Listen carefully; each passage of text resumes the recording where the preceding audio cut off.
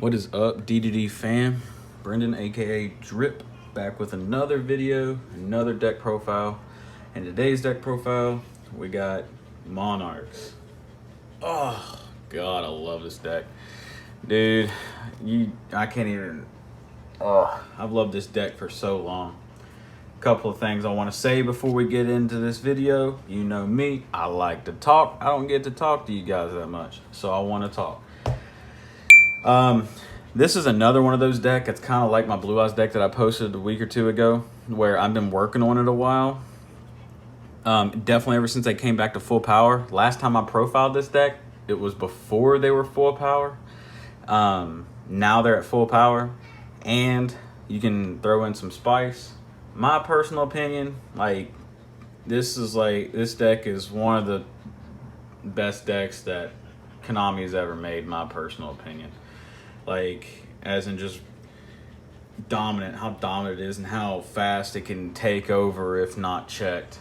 One fun fact I want to say about this deck is Monarchs is very special to me. It's not exactly my favorite deck, but it's easily top 5. Reason being is Monarchs were actually the first competitive deck that I played, but not the first deck I played competitive, if that makes sense. Fun fact, I still have my little variant of it right here that I've never taken apart, from 2009, with the little Monarchs and stuff. I'll show y'all real quick. I'm not going to show you the whole profile, just show you the deck itself.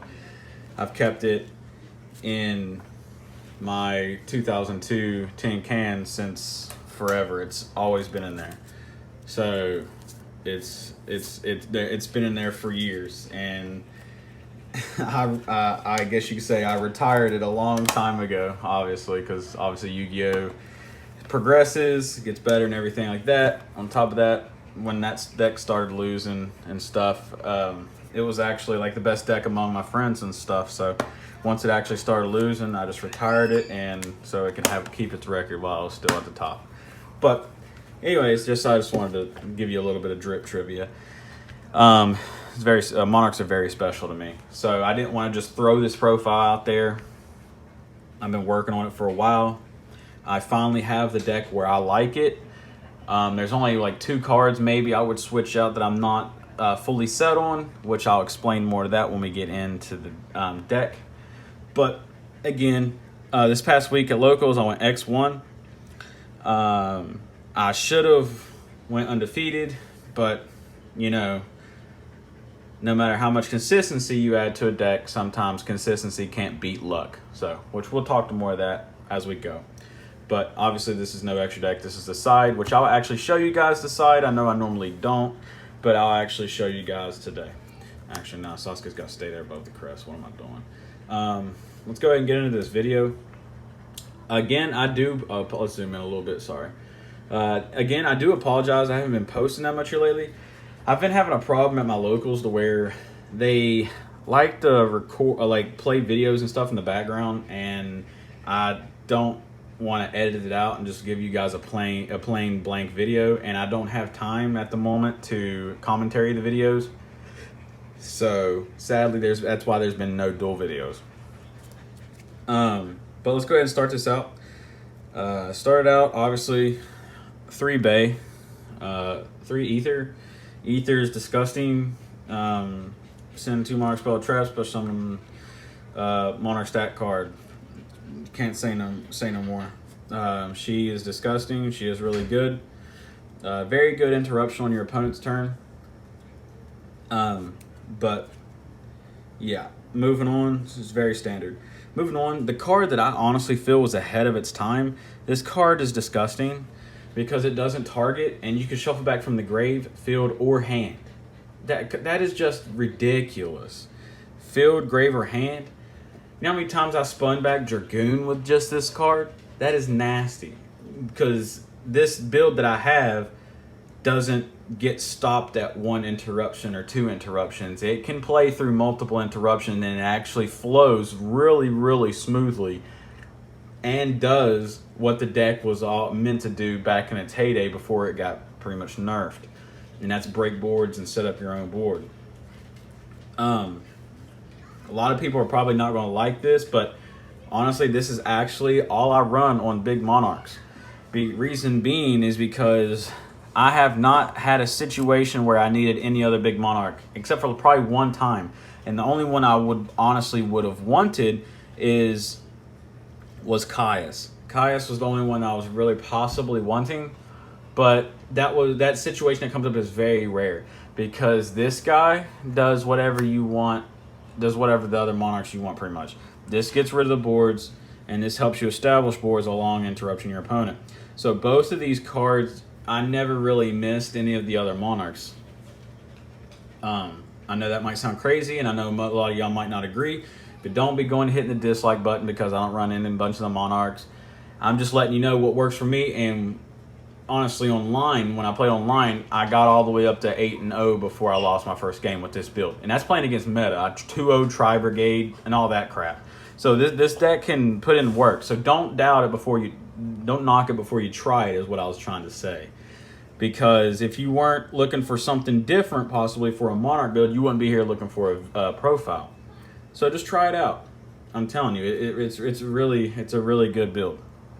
But yes, that's it for the big guys. And some of y'all are not going to like what I have on the little guys. But like I said, it works for me. Literally only two. Krez. And the spice of this format, and just the spice in general, I'm sure he'll probably float out of the format and another one will float in. But the spice is the Dark Monarch. This card has won me games just in its own right. This card is coming so clutch, like it's ridiculous. Because if you summon this on your opponent's turn, yes, when you use his effect, he can't attack the turn you use his effect, but that's perfectly fine. Definitely when you're going to use it as an interruption with Ether and Stormforth. And like what you do is you just summon this guy, banish 2 from grave. Don't have to be monsters, just cards. Banish 2 from grave and then mill them for 2. The only time this would probably backfire, and it depending on what you would hit, even if you were to just be really unlucky and hit the wrong stuff, is if you were playing against dolls, and that would probably be the only thing. But even then, you can still banish their dolls, and they can't really do nothing. This card has won me so many games in its own right. Because what's really gross is when you summon it off of Ether, it bounces back to your hand during the end phase, and then you can just summon it again and use its effect again. So you banish, pretty much in 2 turns, you banish 4 and mill them for 4. It's gross. It's ridiculously gross. But yeah, don't get offended. Don't go in the comment section. Don't. That's all I got for Little Monarchs. On to the starters. Honestly, the best starter in the entire deck, Heavenly Squire. And then a good starter is Underworld Squire. I know a lot of you guys use 2. Hear me out. There is some situations where you don't open that optimal. So you open this card in one Monarch, you could still have combo. So, like, what I mean by that is, if you don't open Heavenly and some extenders and draw cards or whatever, and this gets ashed, you're pretty much dead. But if you draw this, normal summon this, you get another normal summon, and then get the field spell, target your Monarch, make it 2 levels lower, then tribute over this. So, the Underworld Squire does come up. So don't knock it. Don't knock it. It's a good card. That's why I run it at 3. It works for me at 3, and I'm gonna keep it at that, because like I said, I've worked on this build for easily 7-8 months or more. And one of the best starters, I guess you can say, / extenders. I'll go ahead and keep it with these. This card is ridiculous with this deck. I cannot stress how good this card is. If you don't have access to this card, you will not be able to play this deck at its fullest potential. And I'm not gonna lie, the only reason I have access to it is because of Jeremy, the teammate, the hero guy. He's the only reason I have access to the card. And ever since I added this card into this deck, like ceiling has like skyrocketed, and that's literally souls. This card is ridiculous, freaking ridiculous. Because guess what? Delg, he is a spellcaster. You can send him off of souls, and you can add him back from grave off of Erebus. Like that indirect searcher? Yeah, me too. And then another center we play / spellcaster is Apprentice Illusion Magician. She's just to help us get another body on board that we can tribute for. Also, you can tribute her, a little cheeky play, you can tribute her to buff Delg because he's a dark spellcaster. Fun fact. Yep. Mm-hmm. And then another one, just because it's a pretty much it should be a Monarch card, just like Underworld Squire and Heavenly Squire, is Mithra. A lot of y'all are probably gonna be mad that I run her at 1. I run her at 1 because she is not really that necessary anymore. She's not that necessary, because before we had Pantheism back to 3 and everything was at 3. Now that Monarchs are complete full power, she was necessary because you needed to make sure you get little guys so you can get your big guys. Well, here's all your little guys. This is all your pretty much basic starters outside of like your spells and traps, because your spells and traps are starters as well. Fun fact, this card right here has won me games in its own right against Striker. Do I think just because Striker is kind of relevant deck going around right now, do I think you should run more? No. If you want to put one in the side deck and have one in the main, one in the side, by all means, go ahead. The reason why this card has won me games against Striker is because when you summon this card, you give your opponent a token. If they don't get access to pretty much their field spell, they're going to have a hard time outing that unless they go into Zeke. But regardless, you make them have to play around their typical combo to deal with it. And this card alone, like I said before, has won me games against Sky Striker because its effect. But that's it for the little guys / extenders. Nothing I would change. I love it. The deck runs really smoothly. I just love it. But moving on, the last monster in the entire deck. This card is another card that overperformed for me at locals and does for me online. And that's Pank. Pank is just nasty. Fun fact, there's several situations where I tributed for Pank just to have a tribute summon monster on field for reasons which, if you're a Monarch player, you already know where I'm going at, but if you don't, then you'll have to see later in the video. But yeah, one Pank goes hard. Okay, Pank goes hard. And then onto the spells, where Monarchs are Monarchs. We got one of the best cards in the deck, if not the best card in the deck. The reason why we play the deck. 3 Domain. This card is ridiculous, semi-unfair. We got 3 of the best card. We got 3 Pot of Greed / Rhoda. Card is ridiculous.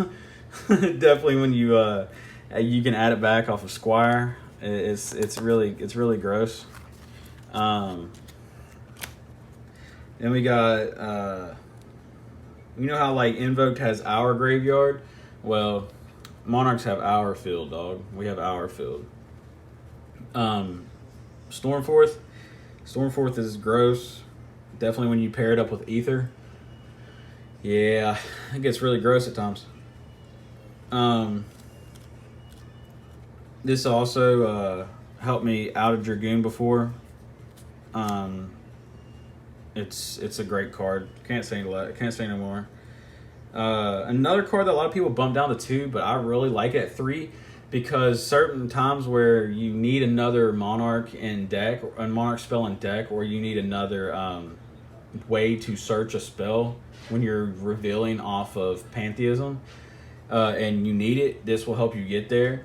And that's Tenacity. Tenacity is gross.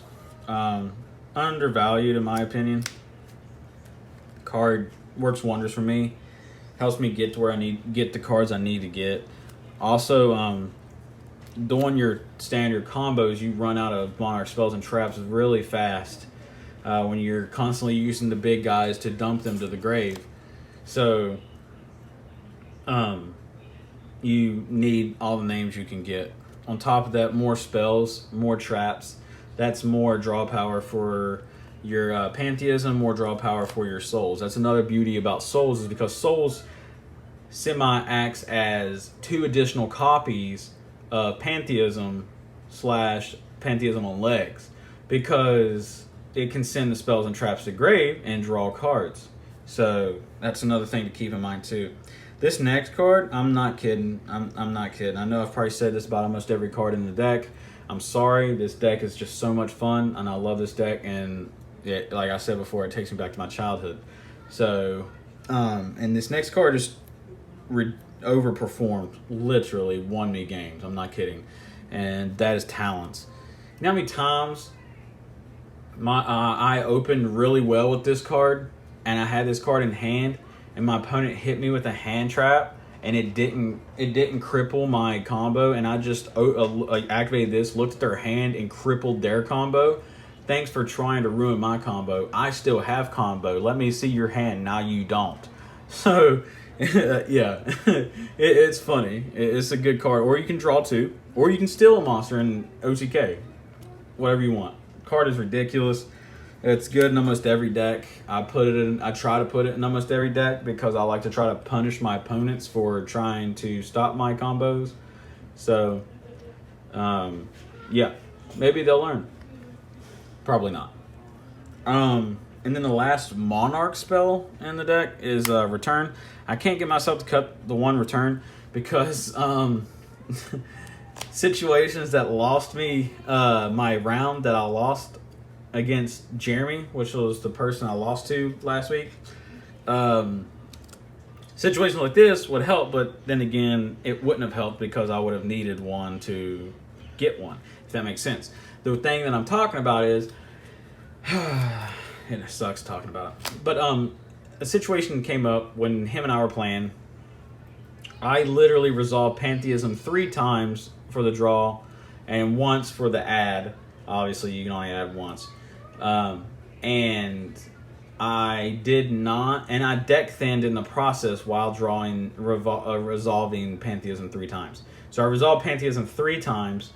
While in the process of that, I thinned my deck out too, and I did not see a single big monster or a way to get to a big monster. And it's a 40-card deck, so I was really heated, really heated. So, but that situation has literally only come up once. Because it's a 40-card deck, you draw 6 cards while deck thinning. I pretty much deck thinned 10 cards. It was pretty much 30 cards left, and then whatever. There's six big boys plus 2 big. That's 7, 8. You do the math. I don't want to do the math real quick. I got my diploma. I don't need to worry about it. So, but yes, I resolved Pantheism 3 times while deck thinning, and I didn't see a single Monarch. I only saw the little ones, and it was really frustrating. Definitely when I fun fact, when I used Pantheism, I banished Pantheism to reveal 3. I was trying to let him add my 3rd Pantheism to my hand, so I revealed 1 Pantheism, 1 Tenacity to make him think I had a big one in hand, plus Domain, and I wanted to make him think I wanted the Domain so I could Domain lock him. But I already had Domain in hand, so I wasn't worried about it. So he gave me the Pantheism, and I was like, okay, this is fine. I had a secondary Stormforth in hand, right? Okay. I had 2 Stormforth. Shuffled the deck up, he cut me. I used Pantheism. Ugh, that really frustrates me. The last Pantheism I had to send away my 2nd Stormforth, and I drew into another Stormforth and another one of the domains that I revealed. I was really heated. Really heated. Just unfortunate. But it's part of Yugioh.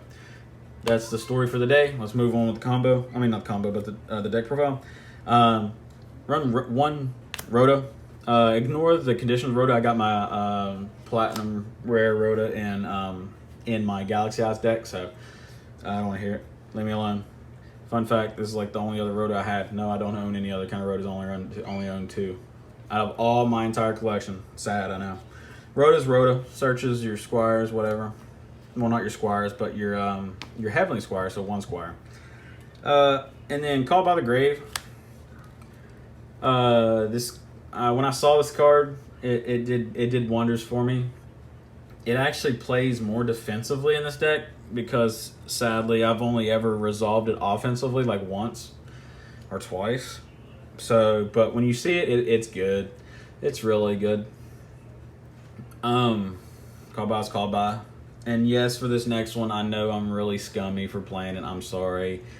Kill me, hate me, whatever. But last spell in the deck is mine. Because you can easily play under this card, under a full board. You break your opponent's board slowly, you spin their stuff back with Erebus, attack over their monsters with Erebus, and then when things look like it's about to get crazy, you just activate a domain over top of it, and so you don't have to worry about it. Because normally your opponent's going to link their stuff away or fuse their stuff away or do whatever they can to make sure that you end up having the same amount of monsters. So once you break the problematic boards, you bait out their negates, you activate mine, you shuffle back the most problematic card with Erebus, and then you attack over the second one with the Erebus, and then you go to main phase 2. Now that all the problematic cards are out of the way, you activate domain over top of mine. Very cheesy, very cheeky. Kind of annoying to play against it, but we're not playing too toxic with it because we're not those trash people that play Mind Burn. The neckbeards, afraid of sunlight, SPF 100 sunblock motherfuckers. Okay? We're just using it to help us break boards. But again, that's it for the spells. And now on to the traps. I got 2 prime. I'm honestly thinking about cutting prime to 1. The reason why is because I have yet to need the second one. My thought process behind 2 was the fact that, hey, I can use 1 for the monster and I can use the other to shuffle my spells and traps back. The spells and trap shuffle back has only came up a couple times, and when I did it, it was really nice, but it didn't really do that much because it only set me up for 1 additional turn with my big Monarchs, and after that I ran out of resources for big Monarchs anyways, but I still won the game, but it didn't really set me up that well, so I'm thinking about cutting the second one for terraforming so I can search mine or domain if I want to, so I don't have to search domain with pantheism, if that makes sense, or tenacity. And then the last card in the entire deck is Erupt. I added this last second, and I'm glad I did. This took the terraforming that I was running originally. Erupt is nasty. Erupt is the reason why I said I tribute summoned Pank. Since I tributed Pank, I can activate Pank's effect now. So, yeah. Monarch's Erupt is nasty. It's a skill drain that's searchable, and you can add it back if your opponent finds a way to destroy it. It's annoying for them to deal with, and it's a really good floodgate for you. But that is it for the main deck. I really love this deck. I really think I wouldn't change nothing out of the deck except for maybe the second prime. Outside of that, I didn't need no escalation protocol or whatever it's called. I didn't need that. I didn't need the Monarchs or anything like that. You don't need those other cards. You just want to put Erebus on field as fast as possible, Ether on field fast as possible, and to domain lock them. That's it. And you want to draw. That's it. Those 2 cards alone will carry you the rest of the way. Peanut butter and jelly makes a sandwich. Ether and Erebus will get you wins. You don't need a main deck Majesty's Fiend. You don't need Vanity's Fiend. Those are just additional bricks because all this deck wants to do is draw anyways. So if you think about it, if hear me out real quick. If you're just playing the Vanity's Fiend and the Majesty's Fiend and all that, all you're doing, if you're playing against a high-tier deck, my personal opinion, if you have them locked under that, most players, if they're running a top-tier deck, probably is not going to scoop unless they literally have no out to it. So what they're going to do is they're going to get hand advantage, and they're going to end up breaking your board anyways, or outing it somehow. So there's no point to really run them in the main. I run Majesty's Fiend in the side. I don't run Vanity's Fiend. Because you can't summon Vanity's Fiend off of Ether. Majesty's Fiend, you can. So, you don't need the Monarchs either. With drip strikers going around. Well, here, let me show you a better alternative, my guy. I got you. Better alternative than the Monarchs against Striker is Phantasme. Phantasme is a monster. You can tribute summon it. And you can summon it when they special summon a Link monster. And a lot of people, like Yu-Gi-Oh players, we all don't know how to read, forget about its secondary effect. If your opponent tries to target a card you control, you can discard a card and negate the effect and destroy it. How many times this has made my opponents rage quit while they're using Striker and they try to Widow Anchor my shit? Yeah. Not today, son. Not today. Not today. Yep. That card is nuts. Then I run 2 Nib.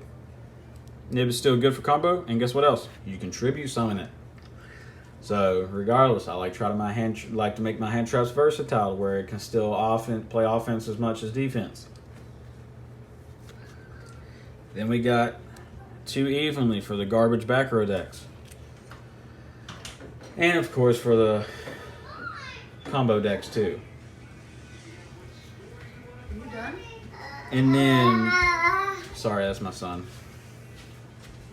And then the card that literally wins me games when I resolve it, because it's semi-unfair and it's searchable.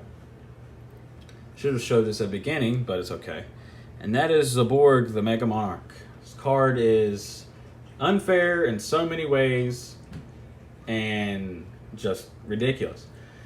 If you don't know what it does, you're either new to Yu-Gi-Oh or you live under a rock. Because back in the Thunder Dragon days, in the very early days of Thunder Dragon, you know I'm a Thunder guy, this is me. Zaborg was ran in Thunder Dragon, just as an additional interruption.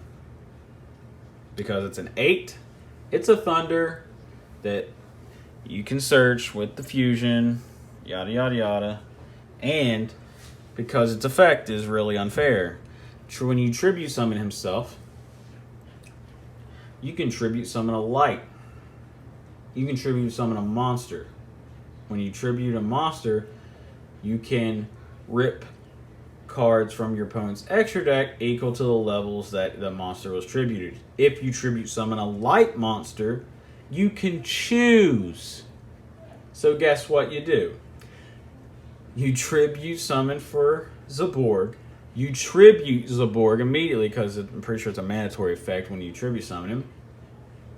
You tribute Zaborg. He's a light. He's a level 8. You rip 8 cards from your opponent's extra deck. I played Adignisters and resolved this card, and they immediately lost connection. They just quit. They left. Bye, Felicia. This card will win you games in its own right. It's nasty.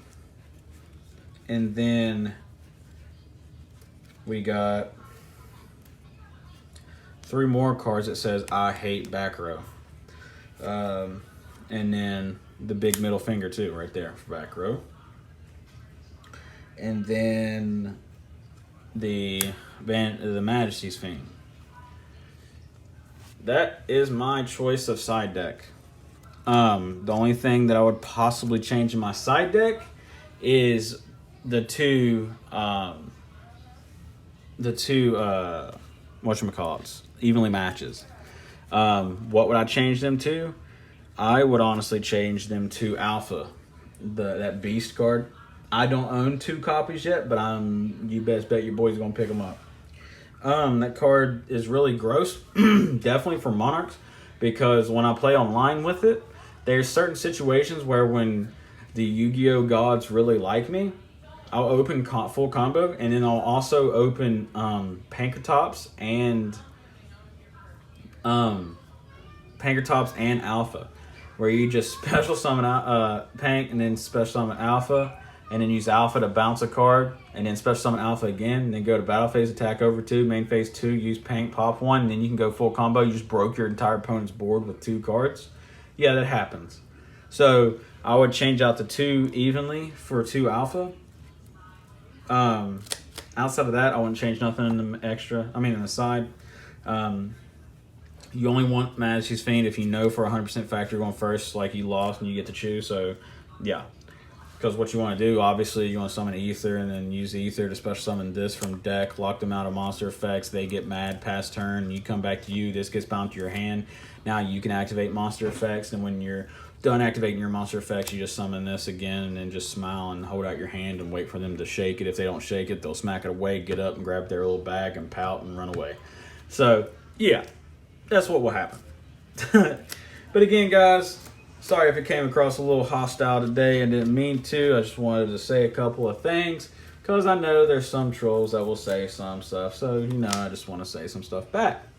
But again, I really missed you guys. I miss talking to you guys. I do apologize for the lack of content here lately. It's not the fact that I run out of stuff to talk about or stuff to do. I have plenty of deck profiles I want to get for you guys. It's just I'm working a lot and I'm trying to save up some money so I can buy the cards that I need, because the cards that I need are kind of expensive, but I'm working on it and I'm getting close to where I can actually get them and get the profiles out for you guys. On top of that, you know me, I don't like throwing profiles out there anyways. I don't like just smashing one together and throwing it out there. I have to play test it thoroughly and hand it out there. Again, I'm sorry that this video is so long, but I like talking to you guys. Again, I hope you all enjoyed this video. Give this build a try if you like Monarchs. This deck is really fun, dude. It's really fun. It's really fun playing a deck where you don't have to worry about your extra deck that much, where you're just playing through your main. It's kind of refreshing considering how where Yu-Gi-Oh is nowadays. This deck is so straightforward. It's really easy to learn. So I say you should give it a try. It's old school, and you just get that bite of nostalgia. So, again, it's not budget by any means, mainly because of the talents and Magician Souls, but outside of that, you can get the entire deck for probably 40 bucks. But that's budget. But again, you guys, please drop a like if you haven't already. Please hit that subscribe button if you're new. Join the Discord if you'd like to get close to DDD fam. We all talk about Yu-Gi-Oh! We talk about food. We talk about deck building. We talk about everything. We talk about random stuff just because we're a family down there. That's how I like my environment. We don't like no hostile people. But PayPal and everything else is in the description below too if you'd like to donate to the channel. Again, hit the like button, and I hope you guys enjoy it. Sorry for the long video. You all have a wonderful day, night, evening, morning, whenever you're watching this video. I hope you all are staying safe out there in the age of COVID. You all have a good day. Drip out. Peace and good dueling, my guys.